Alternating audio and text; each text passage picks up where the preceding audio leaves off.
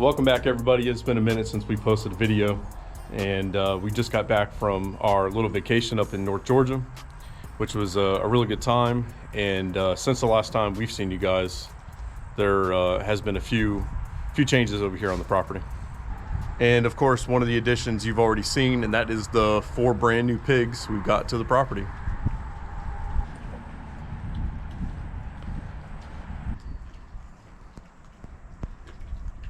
This is our manure management plan right here. We find turds, we scoop turds, and then we relocate turds. Where do we put them? Over here. We put the turds over there. In total, we've got 2 males, 2 females. The smallest one out of the group we picked up is going to be the male. That's that brown and white striped one. The largest one is the female, and she is kind of the she's got a little bit of red, a little bit of white, and then some black striping. She's multicolored, but you can't miss her. She's the biggest one, which is actually this one right here that's peeking out around the corner.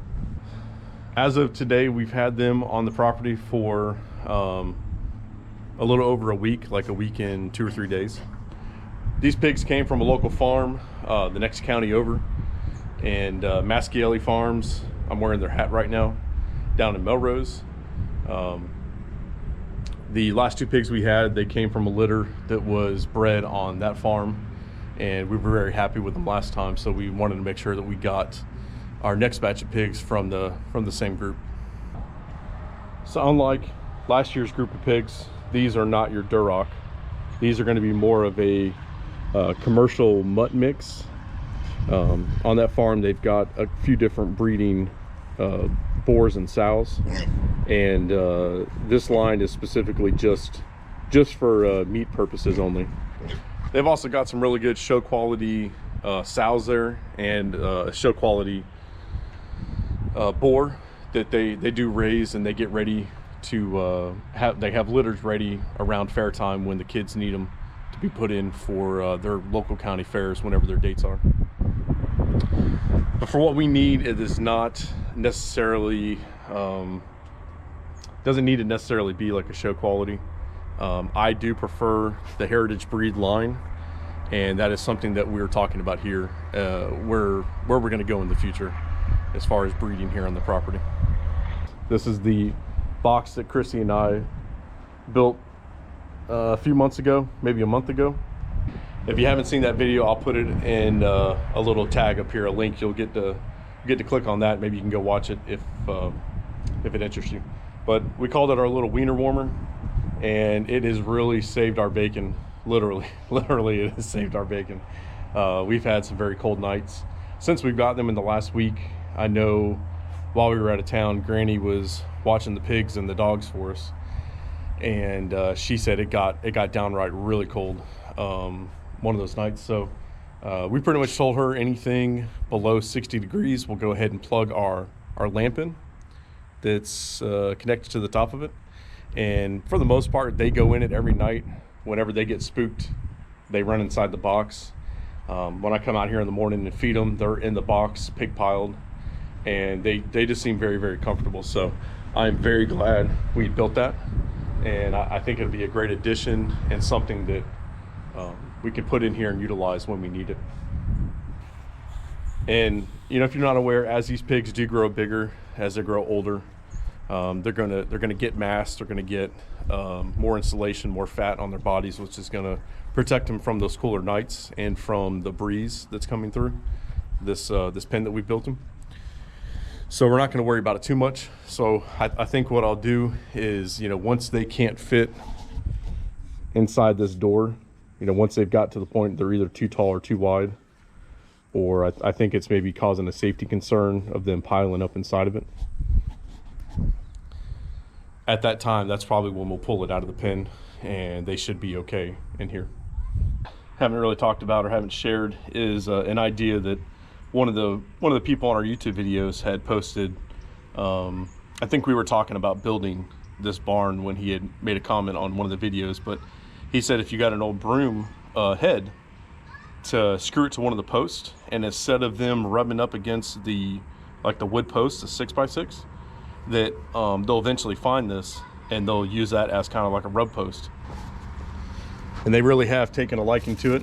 This is a like a rough broom head, or something that you would use on a rough surface. So it is very, very coarse. It almost feels like the hair that's on their body. And if you've spent any time around pigs, you know they are extremely itchy, and they do love to scratch on just, you know, anything that can possibly lean their body against it, offers them the support to scratch. So we have seen them use it occasionally. They also rub on other things. That's not the only rubbing post, but we are giving them an option to go to it and use it if they feel like it. If this is something I think that we'll hold on to, I'll probably get another brush and I'll put it somewhere else in the pen for them, so they can have a few different options. So what's the future of these pigs, and what's the future of I guess our pig breeding program, if we're going to have one? For the most part, as it stands right now, all of these pigs can go to the butcher, or 3 of them can go to the butcher, and we hold one back. It is very early to tell, especially based on the timeline and just remembering what we did last year with the 2 Durocs. It's too early to start putting labels on anything, so we are going to wait on that. I've got my eye on one of the females in this group that I think her body shape and her size may lend very well to, you know, some of the characteristics that we're looking for. But you know, they probably need to get up more close to 100 pounds before we start making that decision. And you know, we've got plenty of time before we have to do that. So if we do hold one back, what are we going to do? What are the options if we do pick one? Well, it's pretty simple. We're not gonna keep any of the a boar on the property. I've pretty much made that decision.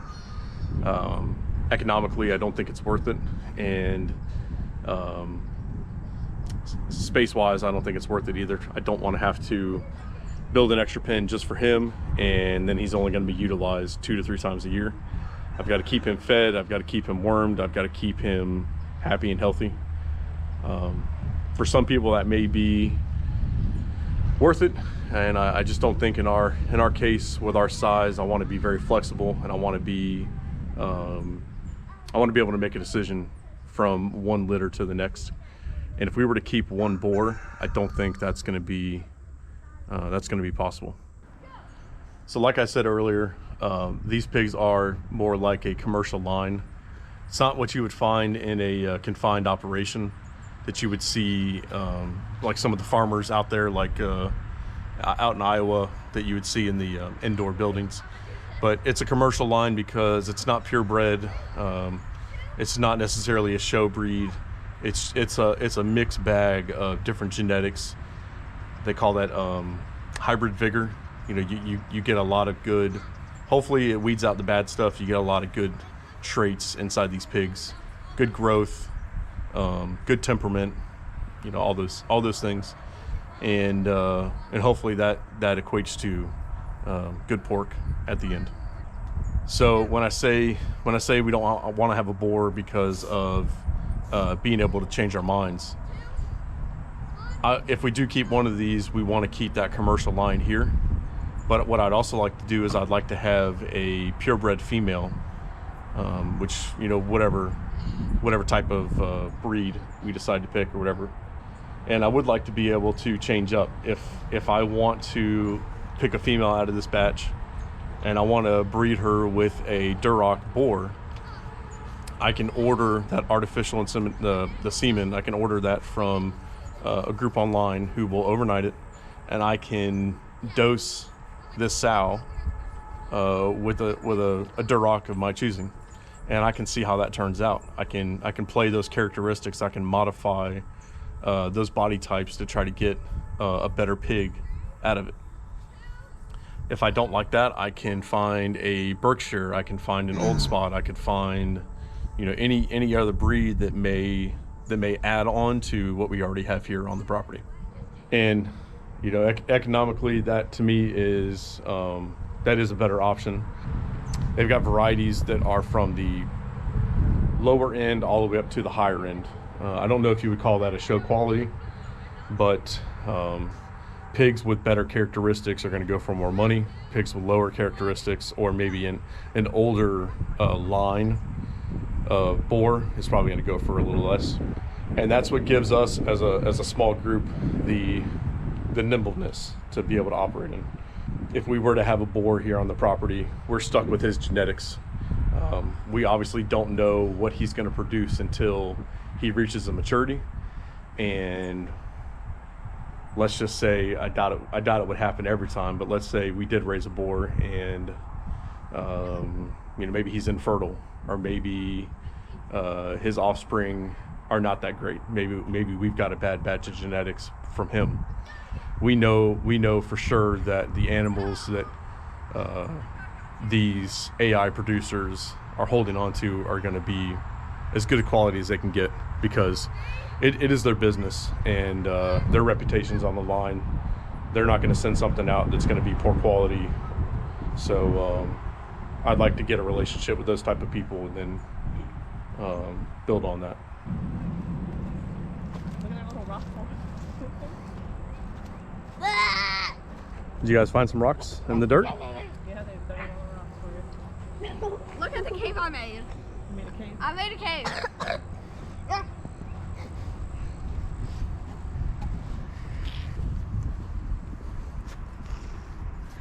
It's deep in there.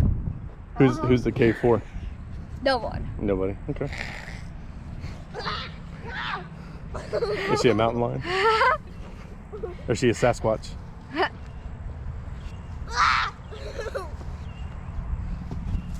I could probably talk about our pigs all day with you guys, but I don't think y'all are 100% interested in that. So let's talk about some more of what we did this last week and kind of some of the things that we've been planning here in the background of what we're going to do on the property, and get y'all filled in on that.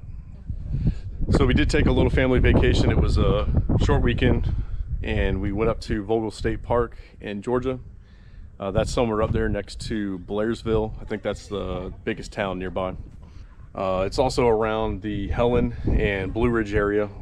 We didn't get a chance to go down to Blue Ridge, but we did get to spend a night in the Helen area, which is kind of like an old Germantown feel to it. We did get some dinner there at a somewhat authentic German restaurant. The food was really good. The atmosphere was great. They had some sort of festival going on that's similar to Mardi Gras right now. We didn't really partake in any of that. We kind of swooped in, got dinner, and then went back to the cabin. I'll get some pictures together and I'll put them right in here so you guys can see our little adventure.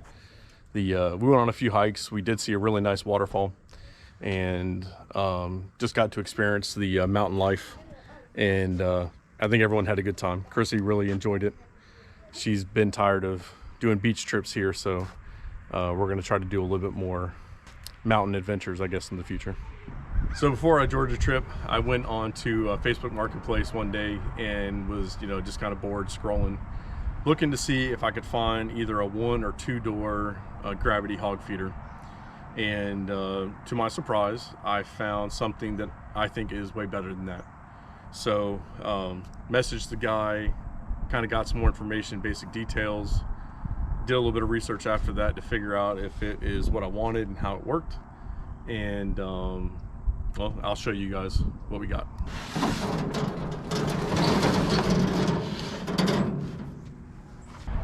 So this is what we picked up. From the sticker, it looks like it is a Stayco Generation 3 gravity hog feeder. It is a little over 40 inches wide. Yeah, 40 and a quarter to be exact. It does have 4 bays on it. It's all stainless steel construction. And Chrissy, if you come closer here, we can show them how it works. The feed will get loaded up in through the top. And then on the very bottom here, it's got a gravity, I'm sorry, not gravity, it's got a diverter, because on the opposite side is the same thing that we just looked at. So feed will go down, and then it'll get split between either the left and the right side, or in our case, the front and the back side. On the sides here, we've got different diverters, so we can change the depth of our door, and I'll show you that door.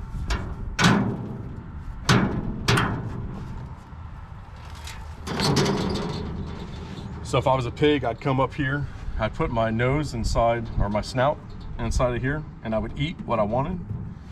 And if there wasn't enough food here for me, what I would do is I'd take my nose and I'd get it up underneath this, on this door right here. And I'd lift that up. And that lifting action is just enough to let more feed come out. You can see my hand go up underneath here. And here's our diverter that we looked at from the top. So this is definitely more commercialized and a lot bigger than what I was originally looking for. Price-wise, it made a whole lot of sense. This will hold a good amount of feed. I don't know what exactly the specifications are on it, because I can't find anything on Sta-Co at the moment. I'll do some more digging, but if it is similar to the Hog Slap brand, we should be able to hold 300 to 400 pounds of feed at one time.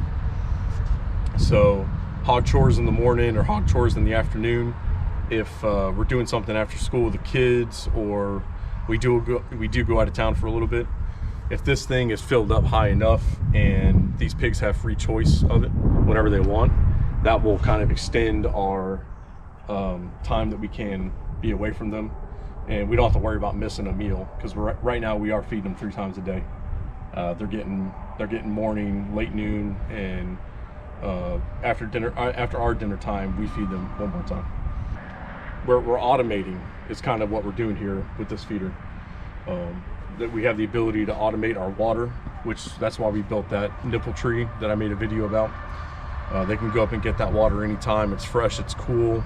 As long as the nipples are clear and they're running, which we check a lot, they've always got access to good, clean water. With this feeder here, once we get it cleaned up really well and we get it put in place, this is going to allow us to automate our feed and maximize the growth in these pigs. Down in the comments, leave me something if you know anything about these Sta-Co, or if you know anything about the Hog Slap brand. I know a lot of the confined operation guys use something very similar to this. Another thing I wanted to show you guys, I've said it before on some of the previous videos of the pig barn, that I do want to divide it in half. And these feeders will also give us that ability to allow a fence to be built up to it here, and then off the backside to the other end, to where if I've got 2 sections where I wanted to divide pigs up, I can have one section of pigs feeding from this direction, and then I can maybe have an older litter of pigs on the opposite side of that fence in that pen, feeding from this direction. If I want to, I could also just have no fences at all, and then, let's say you have one big litter that you're raising at one time, they could just have free access to both sides. We would just need to find a way to use these brackets to anchor them down to prevent tipping it over or anything. Then another thing I've been toying with in my head and thinking about since I've been home is pouring a concrete slab for these. I think they'd go really well in the dirt, but I don't want to introduce any more moisture or anything like that to the bottom than we absolutely have to. So I'm thinking if we poured a concrete slab that would just be high enough to come, or it would just be wide enough to kind of come out past here to create a small apron that they can put their front feet on.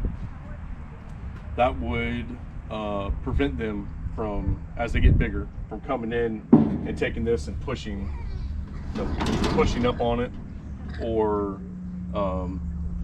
since we're on dirt right now, kind of rooting up and then getting up underneath here and causing this feeder to tip over on its side, because pigs love to undermine things like that in a way. And of course, we got our dirt that's been sitting here for a little bit. The girls have turned it into a dirt playground, which is fun. right here where we're standing is going to be our future shop that I'm going to start working on here. They've got until today, and I told them I'm evicting them from the dirt mounds. They've got to get all their toys and everything off of it, because I would like to get this dirt spread out and get some stakes in the ground as to where posts are going to go. I've got a picture of our design. I'm going to take some more of the steel trusses, just like we used on the hog barn, and we're going to build our shop out of that. Chrissy and I are also, with the shop, we're also going to get covered parking, which will probably be kind of right where I'm standing. And if you look at the house, it's pretty much just a straight shot right across. Right now we're pretty much parked out in the sun. We've got no coverage. And I've noticed even on my truck, the dash is starting to get a little bit lighter, and Florida summer sucks. And even in the wintertime, the nice blue skies, we've got enough sun to cook an egg, probably on top of the car. So having some cover to put those in will definitely be a benefit in the long haul to keeping these vehicles on the road and keep them comfortable and to be inside of. We're going to do this pole barn in phases, just because that's what we can afford to do. First phase is just going to be the main section. That'll be 24 by 30, and then after that I'll work on our lean-to sides, the lean-tos that will add we'll add an extra 14 foot to the right side, which will be incorporated into the shop, and then we'll add the second 14 foot lean-to on that, which will be the drive-through carport section. And inside the shop, we're going to be able to do all kinds of things. We're definitely going to set up like a woodworking station. We're definitely going to have welding supplies in there so that I can tackle some projects that I've been wanting to work on, and maybe try to do a little business out of it also, for another income for our property. And that will all help us bankroll and fund some future things that we want to do. Update on the pecans. Really don't have any more of an update than what y'all knew last time. I'm still clearing land. I'm still cutting things down. I am in the market for a bigger, better chainsaw than what I got, just because that is kind of limiting my time out there. The Coyote tractor does a whole lot, but we're running into the bigger trees that definitely need to be cut down, and Harbor Freight is just not cutting it. So, which I'm sure everyone knows that, but for the most part, it's doing the smaller stuff. The bigger things we're having an issue with. I think we've covered just about everything we wanted to talk about. We're all still kind of worn out from being in the car this weekend and all the adventures we went on. So I really hope you guys enjoyed just catching up with me. This is not going to be action packed. It's just our life. This is what it is. So again, hope you guys enjoyed. All the loyal followers and watchers, thank you for being here, and we'll see you guys on the next one. Take care.